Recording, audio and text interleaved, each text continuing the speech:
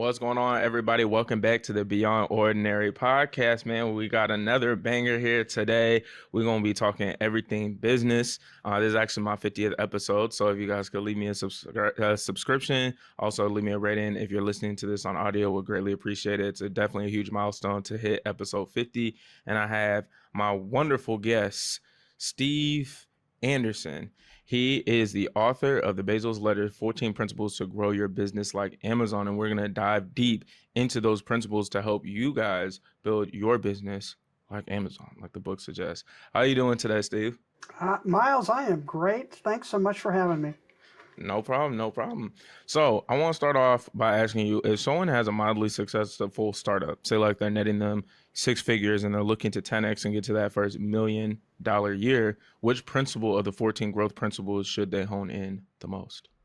I have to think about that one because there's so many. Mm-hmm.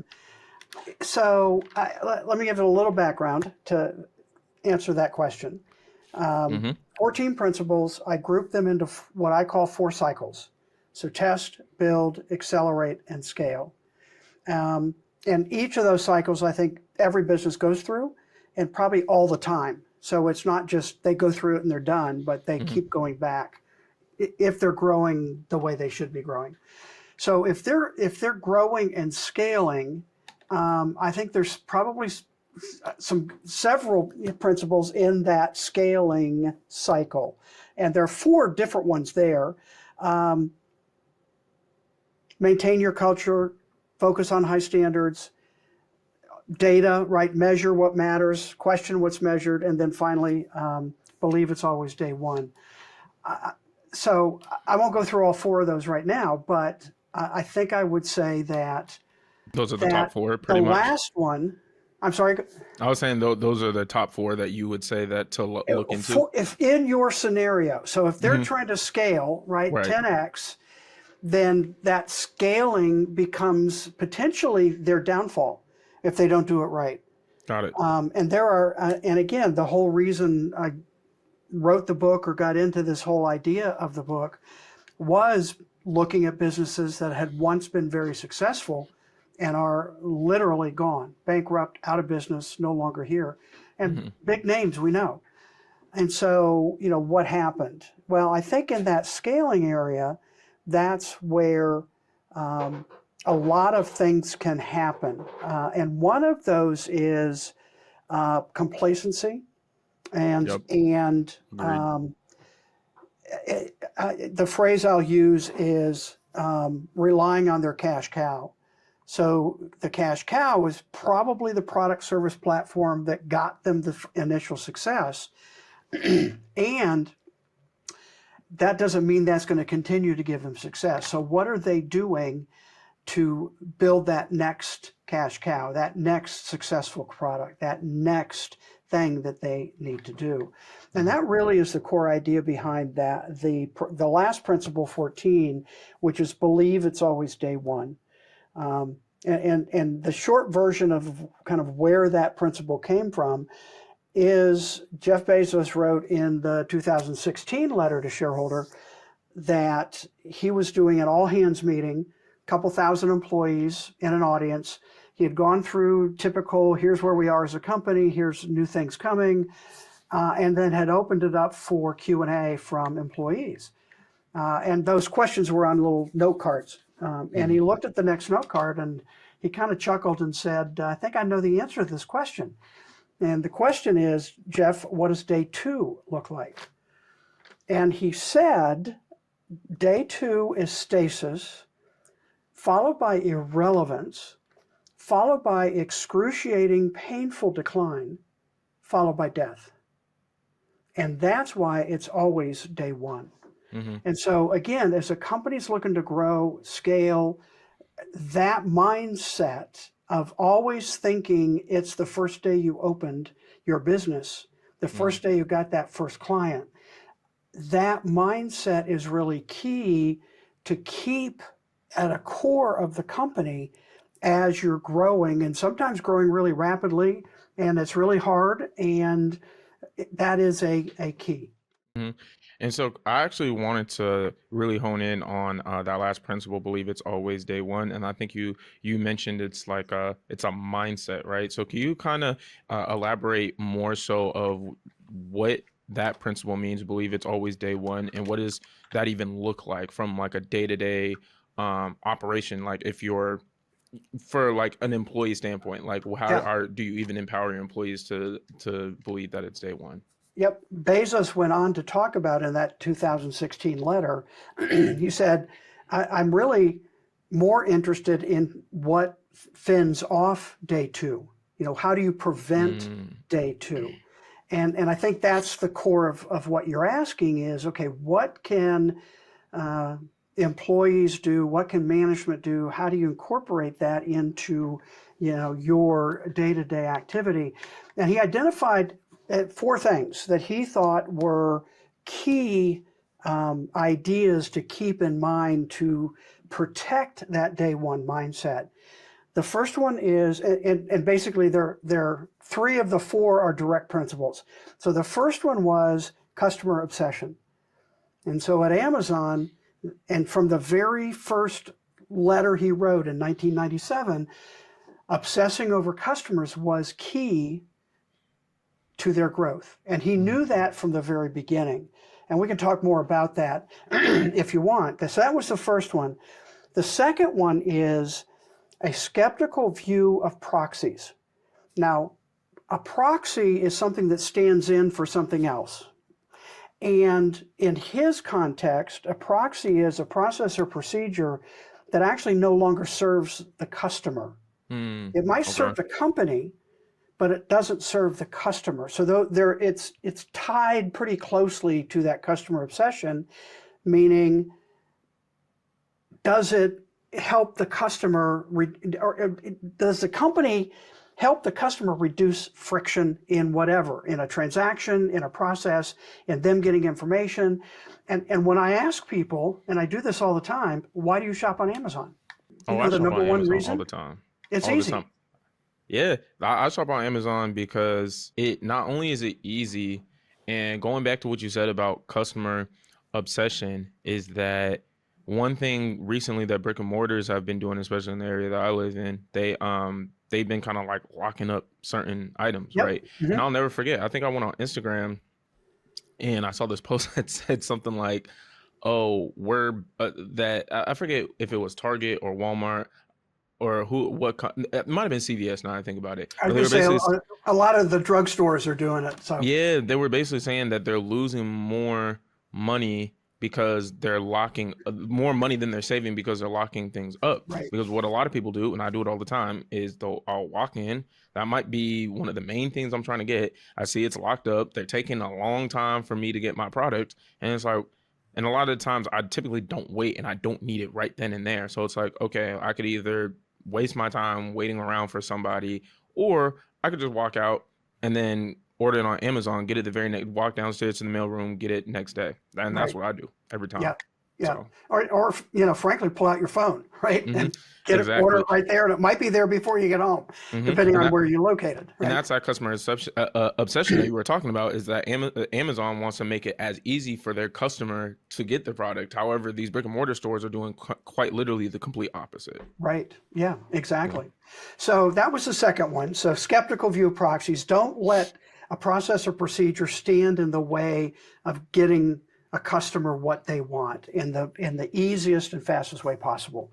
And kind of at the same breath, you need processes and procedures. I mean, so it's not an argument against that. It's an argument that they don't become so uh, embedded in stone that you don't review them and check them and make sure you still need them. And I think that's again one of the problems with day two, right? Is okay. Why do you do that? Well, we've always done that. Well, that's not a good answer. All right. So number three is eager adoption of external trends. So keeping up on what's happening. hmm So, Bezos in 2016 identified machine learning as one of those trends that they need to adopt, they need to explore, they need to experiment with. Now, we know it today as it's continued to develop as generative AI, artificial intelligence, right? All of that. Bezos and Amazon started that years ago, Right. figuring out, okay, what does it look like? And then the final one, four is high velocity decision making. And that's one of the principles. And really what it says is that there isn't a one size fit all decision making process. And Bezos describes it as two different types of decisions. Mm-hmm. What he calls type one, type two, door one, door two. Type one decisions are really big decisions. They're kind of bet the company. They have significant impact on the direction of the company and where it's going. And he said those decisions should be made with as much data and information as you possibly can gather, and made by the highest level of people in the organization, and probably end up being somewhat of a gut decision. And the reason is those are really hard to change. Once you make that decision, they're hard to reverse, change, do something else. But he said, there are very few decisions that are type one in most companies. You don't Right. have those big decisions all the time. What you do have day to day is all the small little decisions, and he calls those type two. Type two decisions should be made with at most 70% of the information you wish you had. Mm-hmm. Not that you have or that you could get, but you wish you had. 70% you make a decision. And the reason you can move fast like that is those decisions are much more easily changeable. Either reversible, I make the decision, it's not doing what I thought it was going to do, so now I just turn back, kind of going back through that revolving door. Or I pivot to another direction that makes more sense now. Mm-hmm. So those, are the four ways a company can work to maintain a day one A day mindset. one. Absolutely. So one thing that you did touch on a little bit, you touched on how Amazon had that forward thinking in 2016 and in following trends, or seeing where trends are. So, what I don't want to ask this, like, for people starting now, there are probably some people that think, oh, it's too late for me to, follow trends, but trends come and go, So what trend do you see right now, do you think would be, I guess, the next big wave? Well, I think a lot around AI, and Mm-hmm. I like to be a little more specific, generative AI. Most companies, if they have heard about it, haven't done anything to try and figure it out, try and implement it. The next phase of that is agents, so AI agents that can actually do things on your behalf. And some people are afraid of it, some people are embracing it, but it is a technology trend, and depending on who you talk to, and I believe this, it's as significant as the internet in the Mm. late 90s, in the mid to late 90s. You know, Nobody saw at the time, and by the way, I was there at the time.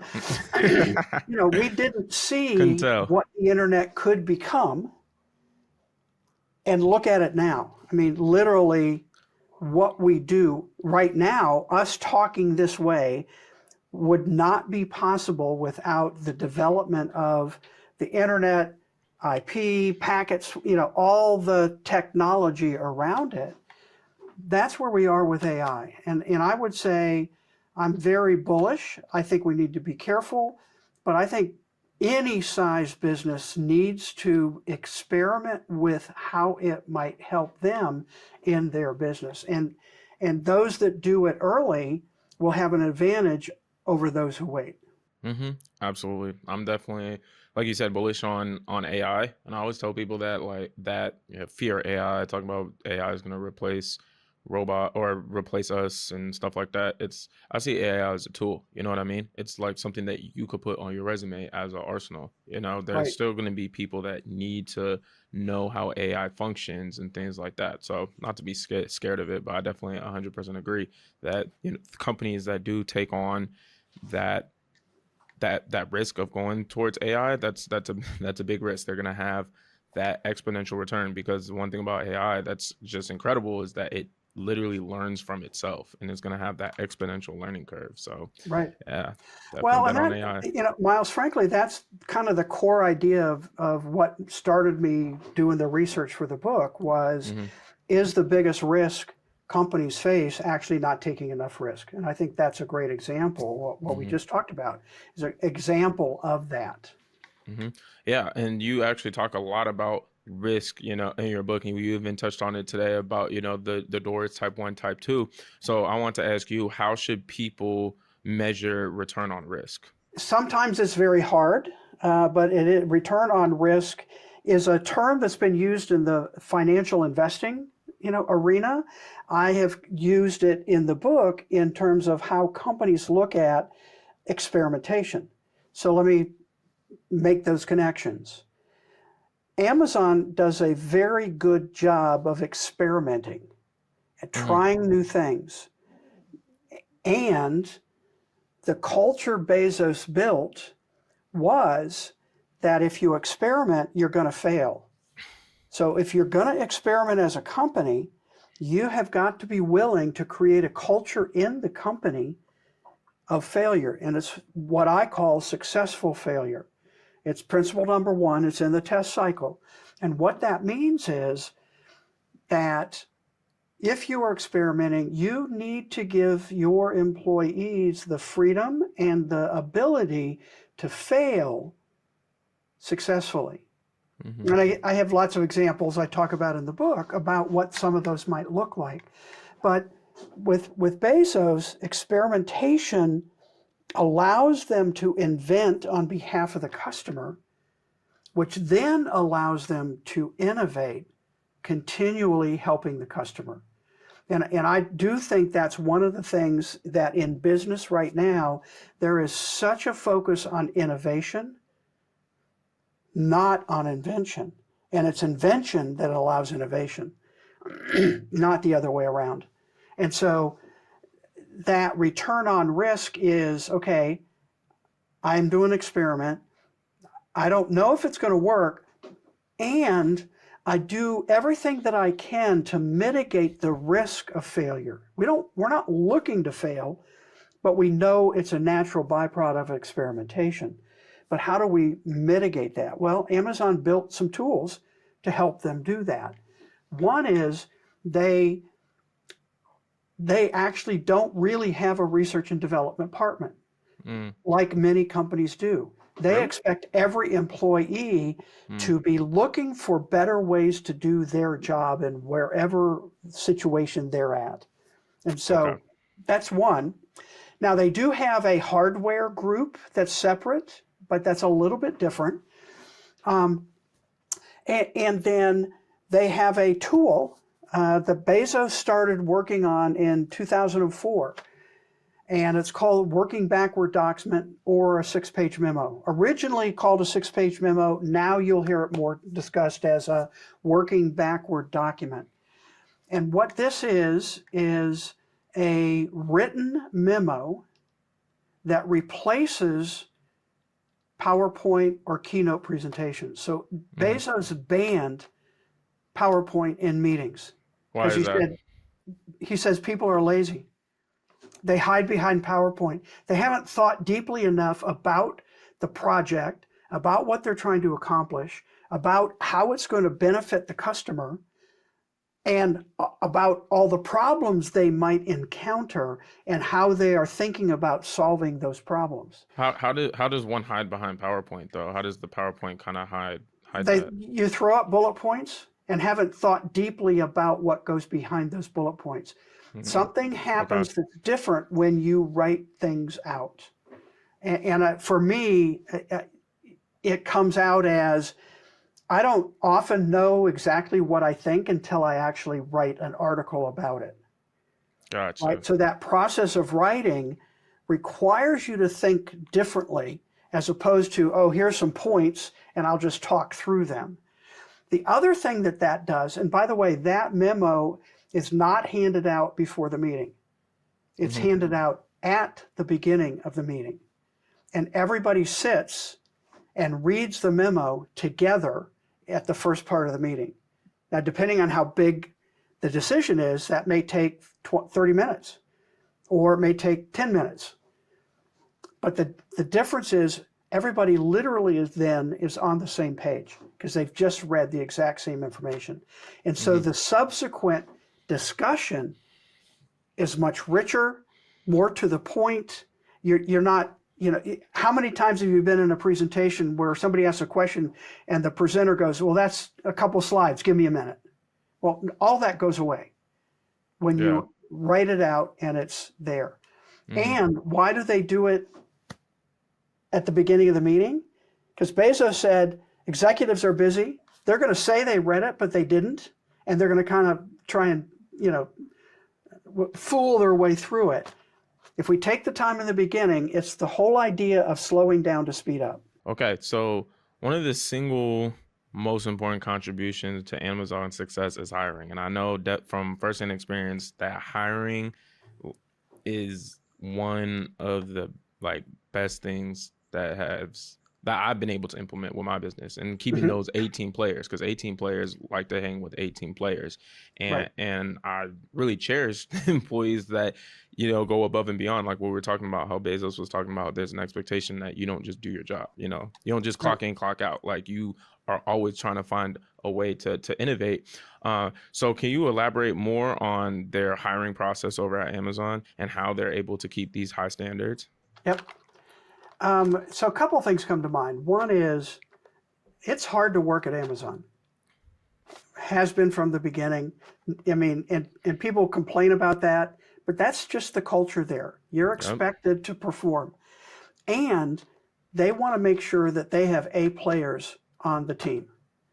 And so it's a pretty rigorous interview process. And it's really interesting to go to Amazon's website because they have a whole section of their website that talks about their hiring process and how to prepare for an interview and how, and the reasons behind why you might be asked to actually write a memo, right? Or write something, because writing is so important at Amazon. I think the other thing they did is they have what they call bar raisers. So in, multiple people interviewing, multiple steps in the process, different team members, and one of those team members is called a bar raiser. And it comes from Bezos, I think, 98 letter, where he talks about hiring and how important hiring is. That, their success will be based on hiring the best people possible for the job. And so questions that he suggests the team asks new people is, see if I can remember all of them now. Do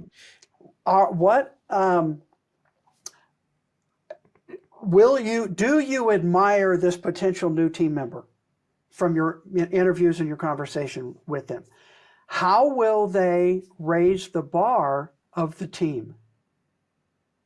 And the idea here is you continue to look for the best and the brightest to be added to your team. And back to scaling, the principle of maintain your culture and maintain your standards go back directly to hiring. If you're growing rapidly, you may have lots of positions you need to fill. So do you hire people just to fill a position to get something done? Or do you still make sure you hire the best person that can fit into that position and that team? So the bar raiser, here's what's different. The bar raiser has veto power over the hire, over and above even the top person in the group. Oh, so the bar raiser is an actual position at Amazon. It's actual position. It's not it's an honorary position with people that have been identified as being good at hiring. So if that bar raiser thinks this person will fit or won't fit for whatever reason, they can veto the hire. Wow. Which is really different. right? That is I different. mean, think about that. Think about somebody, you're a manager of a department. You really like this person and this other bar raiser, and they receive additional training and right on what to look for and all those kinds of things. But they say, no, I don't think this person really is going to fit. Um, that's culturally in a business very different, and that really highlights a point. Amazon and Bezos, when he built Amazon, didn't do things the way other businesses do. Yeah, And I think that's clearly. one of the reasons that they are as successful as they continue to be, because they looked at what was happening elsewhere and how Amazon wanted to operate in order to continue to be the best. So that's just an example. The bar raisers are an example of that hiring process, which continues to today to be a very rigorous process. Yeah, and then also in your book, you talked about how, along with the bar raisers, he empowers people to not necessarily have an employee mindset, but to have an owner mindset, which I Correct. think also helps with getting those bar raisers because Yep. they think they think differently. However, a lot of people who do have startups can't necessarily offer stock option, you know what I'm saying, Mhm. or ownership of the company for these A players. So how can people who are just starting up develop that company culture of having those bar raisers and having and teaching that ownership mindset? Yeah, and again, that's another principle which I call promote ownership. And you're exactly right. Bezos talks about it.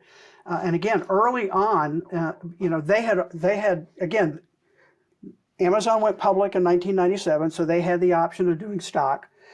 But he said our compensation structure will be weighted to stock options, not money, because if our employees are going to, we want them to act like owners, they actually need to be owners. And so that's the stock option. And that's kind of, ebbed and flow over the years. At some years when the stock was down, but those who were in it the long term obviously have done quite well, with their stock.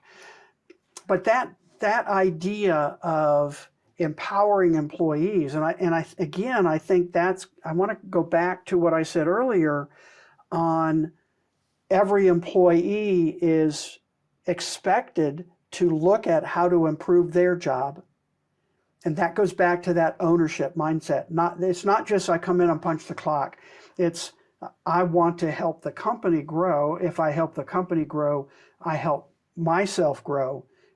And new positions, promotion. And part of what happens is if they come up with a good idea, they Hmm. test it within the team, and then they present it to their supervisors, their managers. Here's something I've seen. Here's how I've tested it. I think this will improve our sales numbers, our customer satisfaction, or whatever it is. And then they may be tapped to lead the team that rolls that out to everyone else. And that's part of that culture of really promoting from within and rewarding those employees who come up with good ideas. Hmm. So it sounds like pretty much making sure that there is some sort of reward system there for people that go above and beyond, whether that is, typically that's in the form of a promotion. Is that Yep. correct? Okay, cool, cool, cool. Yes. Well, and they do have they did have early days uh, actual award. It was called the Just Do It Award, awarded to employees that had gone above and beyond, had done something, extraordinary or different. So it is partly money, but it's also recognition for the employee that does go beyond. That's what's up. And can you explain the flywheel concept? I will try. Well, here's the reason I say that. I think the flywheel concept, and again, the principle itself is understand your flywheel, and it's in the build cycle. The reason is for Amazon, it was a pivotal part of how they developed as a company. So, a little bit of a story. The flywheel concept comes from the book Good to Great by Jim Collins. Hmm. Okay. That book was published in the fall of 2001, I think. I might be wrong on the date, but it was early 2000s. And Bezos invited Collins to an off-site senior leadership team meeting to talk about the book, and more specifically, to talk about chapter 8. So chapter 8 in that book is called The Flywheel and the Doom Loop. And that flywheel, they spent all day crafting Amazon's flywheel. And you can still find a picture. They drew it out on a napkin, but you can still find a picture of that on the Amazon website. At that time, it was called the virtual loop. But it is the flywheel. And the whole idea of a flywheel, again, think about flywheels. They're usually big metal wheels. You see them a lot in some, of the old factories where you had this big flywheel running all of the other machinery in the factory. Mm-hmm. It's hard to get it going. It's big, it's heavy. It takes a lot of effort to push it and get it going. But once it gets going, it's easier and easier. So when thinking about a company, the flywheel for Amazon, the center, the core of the flywheel is growth. So Amazon and Bezos were very focused on growth. They saw the internet as the Wild West, the land rush, the organization, the company that got most there fastest was going to grow fastest. But so that's the center. Now on the outside were all the inputs. How do you grow faster? Well, for Amazon, there were several inputs. One was customer experience or obsession, right? So focus on making the website, and we've already talked about this, making the website as easy as possible for people to buy things. And remember, this was when people didn't know you could buy things online and they actually would show up at your house. Now we take that for granted, but back when they started, it wasn't. And little things like Amazon did, like one-click shopping, was a button, a process Amazon created to allow you, for the first time at scale, to actually store your information, shipping address, credit card information, payment, preferences, etc., on the site. So literally you could be on, a product, you want it, and you just click. That's one-click shopping. It was so unique at the time that Amazon received a patent for that they defended. Actually, Barnes & Noble they did actually replicate it, and Amazon sued them, and Barnes & Noble lost. That's Apple crazy. licensed that technology from Amazon to put it on their website. So that's that idea of, okay, how do we continue? So if it's easy, what are people going to do? They're going to talk about it. Hey, have you been to Amazon? Right? So that brings more customers in. That's a piece of the flywheel. That brings more customers in. The more customers that come and buy, that gives Amazon more leverage with the manufacturers to lower prices. Lower prices bring more customers because now it's easy and the pricing is good. Maybe not the lowest, but then they added prime shipping, right? So shipping's included. So again, think about all these things that are just keeping that flywheel moving. And then in the early 2000s, Amazon added the ability for third-party sellers, non-Amazon sellers, to FBA. use their platform called Marketplace, Amazon Marketplace. That brought more customers in. That brought more products in. That brought more customers, which lowered price. I mean, again, all of these inputs keep that growth flywheel turning faster and faster. So the question is, for a business, do you understand what your core is? Every business is not growth. It could be something else. For a lot of businesses, probably growth. But a luxury brand is different, right? Yeah. than a lowest price brand. And what are the inputs that keeps that wheel going? Now, core idea, it's hard to implement. I think of the 14 principles, I would say that's probably the hardest to understand and the hardest to actually implement. Why do you think that is? Um, I think it's hard, especially if a business has already started to kind of go back and look at this. But if they do, I think it's a key to continued growth and success. Understanding if they make it simpler, more customers will come. If they have more products, at lower prices, more customers will come. More customers that come allows them to have better pricing with manufacturers.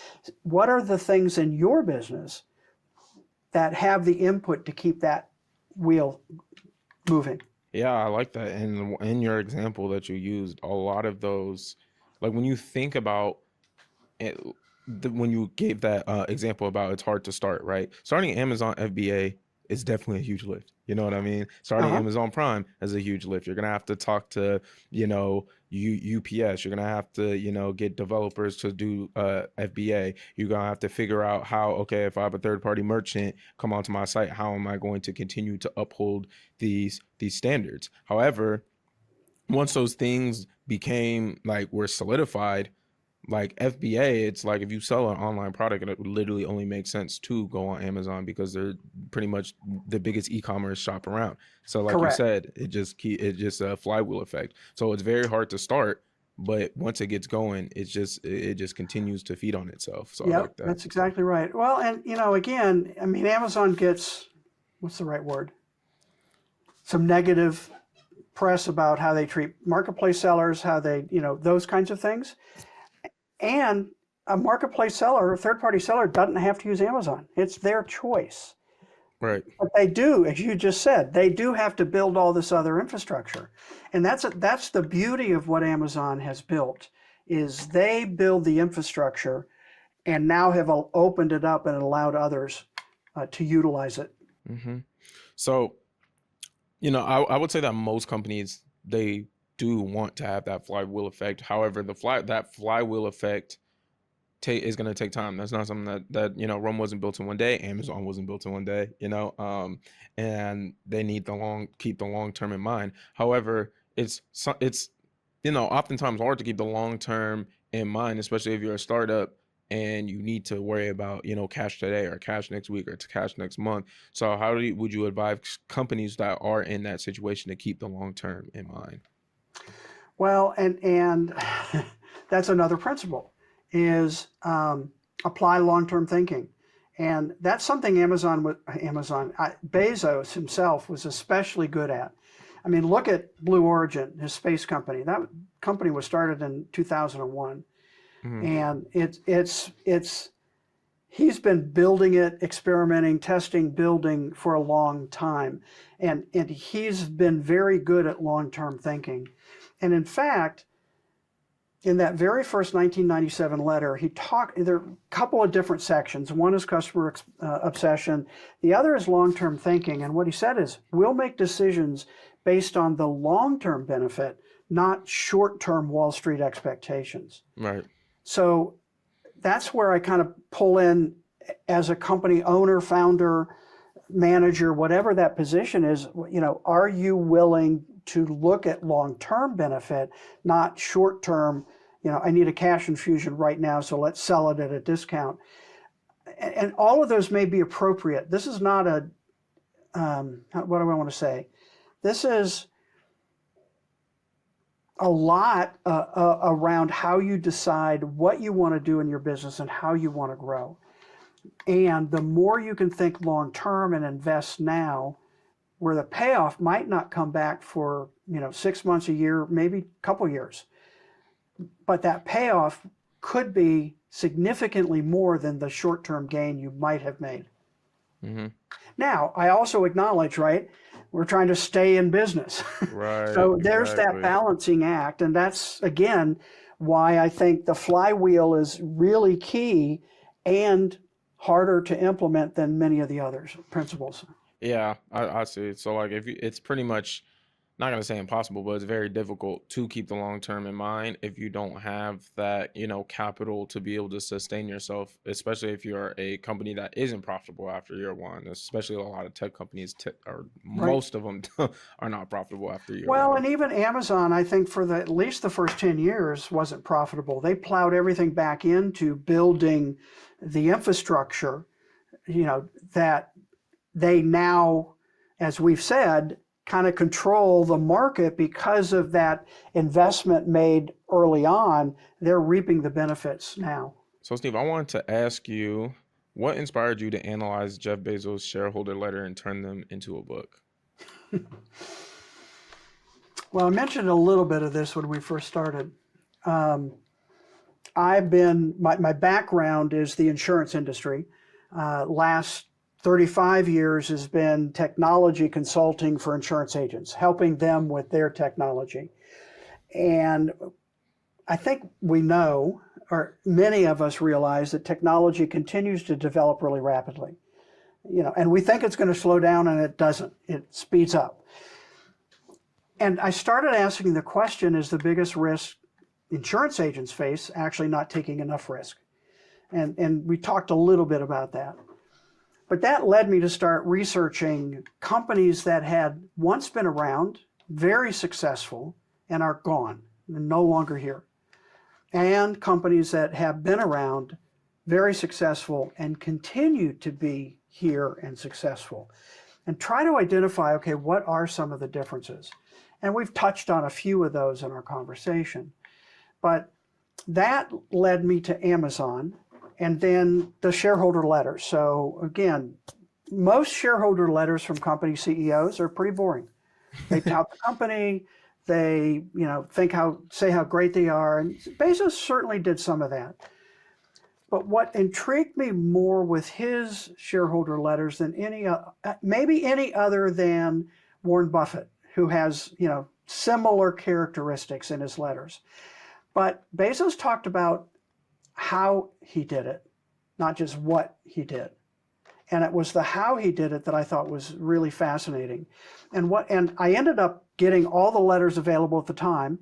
I think it was 1997 through 2018, and read them sequentially through, like a book, like a narrative, and realized there were threads of thoughts and ideas going through the letters. Day one is one of those. He ended his first letter in 1997 with, "It's always day one." Every single letter he wrote subsequent to that had some form of that same phrase. It's still day one. It's always day one. It continues to be day one. And so that day one concept was one of those threads. Decision making was one of those threads. Every principle really was a thread through those. And when I realized how valuable some of this information could be to those businesses that were willing to look at it, the first iteration was a one-page executive summary of each of the letters at the time. And I turned it into a PDF, going to give it away as a lead gen. And fortunately, my wife has been in the book publishing business for a long time. The book business and the book publishing and ghostwriting and editing and all those things. And I showed it to her, and she came back to me right away and said, "No, this is a book. This is not a lead gen." And so that started about an 18-month process of figuring out what a book would or could look like. Mm-hmm. That's what's up. Shout out to your wife for giving you that push to Well, make that's why her make it name's into a on the book. book. Give her a shout out. She had significant input on that, and to my surprise, I'd still say it's been received well. It's been translated into 20 different languages. Mm-hmm. Wall Street Journal, USA Today, bestseller, all kinds of things. So I know, man. That's why I'm honored to have you on the podcast. yeah, I know. It's gratifying, actually. That kind of my idea actually resonates with others, and hopefully helps them. I mean, that really was ultimately my goal. Right. Was help people understand Amazon better, not just this big book company, but Mm-hmm. there are reasons why it's as successful as it has been. Mm-hmm. And then what's the biggest mistake businesses make when trying to copy Amazon's strategy? Because you talk about how, he tells people how. So if someone gives you the blueprint, why is it so hard for people to just replicate it? That's a good question. Let me ponder that just a second. What's coming to my mind right now is Bezos is a unique individual. Um, we can certainly talk about others, in that what I would call the same category, be that Warren Buffett in success in investing, be it Steve Jobs with Apple and all of what Apple has done, Elon Musk, again, whatever you think about him, um, it's hard to argue he hasn't been successful in what he's put his mind to. Right. With Agreed. the multiple businesses that he's literally created out of nothing.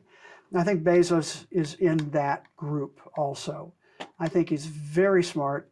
I think he's been thinking about this stuff for a long time, and kind of single-focused implementing. Again, you continue to hear stories of some earlier days with Bezos, hard to work with.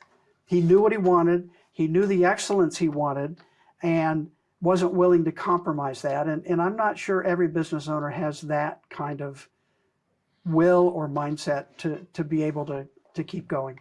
Yeah, it definitely takes a certain individual to really keep going and make those tough decisions, especially when you're not seeing that immediate cash, and you got to keep Right. that long term in mind. Not everybody is able to do that, so that makes sense. And then one of the final questions I have for you is, if you could rewrite the book, what principles would you add, if any? Well, it's funny you asked that question because I actually am in the process of I would say updating the book versus rewriting the book. Mm, But it was published a few years ago, so some of the numbers needed refreshing. Some things have progressed more, so we're working on figuring out what that is. What's really interesting, though, is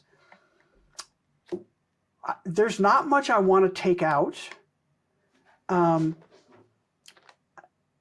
um, and there's not much I want to add. I keep looking at, okay, what should I add or could I add?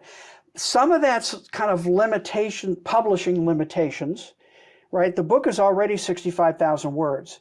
A typical business nonfiction book is like 40 to 50. So it's kind of on the upper end already. So there's not a lot I want to take out in order to put new stuff in. And then put new stuff in, it gets maybe too big. Those are kind of publishing questions. I yeah. would say one of the things that does intrigue me is in Bezos' last shareholder letter as CEO, the 2020 letter, he added two new leadership principles, and they revolved around employees. And I think Amazon's been criticized a lot for how they treat employees, Yeah. especially warehouse fulfillment center employees. I'm not sure that's all accurate, but that's we can talk about that. But he added two new principles, and that's really key because the leadership principles really guide Amazon and employees on how to act. And Hmm. those two principles were around employees. One was that Amazon would be the safest place to work of any in the world, and the other is that it would be the place employees want to work. Hmm. So Um, when you say safe, are we talking about job security, like I'm not gonna get fired, or safe as in like the ceiling's not gonna. safe as in injury rates. Okay, injury. One Okay. of the things that Amazon's been criticized is their fulfillment centers, right? Their warehouses. Um, they've been criticized for injury rates that are higher than normal. Hmm. Now, again, I'm in the insurance business. I understand workers' compensation. I understand employee injury. I Right. understand. And I have been in two different fulfillment centers. Those are not warehouses. They're production lines. And so I wonder, and I haven't been able to do the research yet, but I wonder if they're being misclassified as a warehouse when in fact they're more of a production center. Because warehouse is stuff, but then they have to get the stuff, put it in packages, put it in trucks, and get it into the delivery system, either Amazon's or third-party delivery systems. But that's a whole nother topic that Yeah. I'm Semantics. interested in. I want to do some kind of further work on that. But yeah, and I think that, again, making them leadership principles puts more focus on those issues. And part of what that tells me, is, again, Amazon's what's painted with the brush of, big business doesn't care about their employees, just want to make more profit, all of that. And that's what a business is there to do. And that focus puts it more on, okay, how can we better treat our employees? And I do think what gets not talked about enough is all the benefits employees have by working there. And Amazon literally was the first, I can't quote the year, 5 years ago, maybe longer, to move to $15 an hour minimum. They're now up to an average of $22 an hour. So they've been leading kind of the pay scale and some of those kinds of things. So I don't know. We'll see. Yep, negative news sells. People not going to talk about that. Let's be real. I mean, Amazon, and let me say this. That may be a downside to customer obsession, what we just talked about, employees. Because what's the customer obsession? Getting packages to people's porches as fast as possible. Right. And if you're trying to push without taking into account employee safety, that may be the negative of that obsession. So it's a balancing act. How do customers, employees? We gotta figure out that whole ecosystem and treat everybody as fairly as possible. Definitely got to find that equilibrium for sure. But Steve, before we close out our interview today, is there anything that you want to leave the people with? Believe it's always day one. I mean, think about what was it like when you first opened your business, or when you got that first customer, that excitement, that, hey, I think we've got something that people want. Do whatever you can to keep that. So every morning when you walk into your office, your business, your warehouse, your whatever it is, your restaurant, every morning you walk in, you have that idea that this is an exciting day. This is a day that we get to serve our customers and do it better and better every day. Believe it's always day one. Absolutely. I like that. And that's a perfect way to end, Steve. Thank you so much for coming on the podcast, especially for the 50th episode. I greatly appreciate it. Is there anything that you want to shout out, any social media websites? Sure. Probably the best way. So the book is available on Amazon, as you would probably suspect. The book website is thebezosletters.com. And there's some information there that might be helpful for you as you're reading through, if you read through the book. And then my main social platform is LinkedIn. And so I have a pretty big following there. Sure. So typically if you search for Steve Anderson Bezos or Steve Anderson Insurance, you'll find me, connect with me, let me know you listen to the podcast, and I'll be glad to connect with you there. For sure, for sure. All right.